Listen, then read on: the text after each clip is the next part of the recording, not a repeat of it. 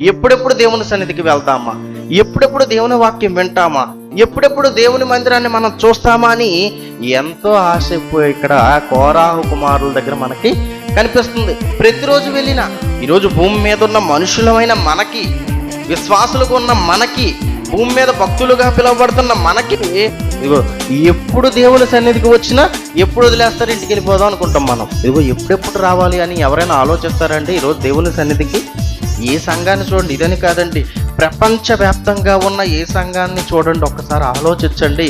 ఇదిగో ఇలాంటి ఆసక్తి ఉంటుందా? ఉండదండి. దేవుని మందిరానికి రావాలి అన్న ఆసక్తి ఉండదు, దేవుని వాక్యం వినాలి అన్న ఆసక్తి ఉండదు. కానీ ఆ రోజున్న కోరాహు కుమారులు నిత్యము అదే వృత్తిలో ఉన్నా సరే వీళ్ళకి ఇంకా ఇదిగో వదలకూడదు, అక్కడే ఉండిపోవాలనిపిస్తుందంట వీళ్ళకి. అంటే దేవుని విలువ ఏంటో, ఈ భూమి మీద దేవుడు అంటే ఏంటో వాళ్ళకి అర్థమైంది.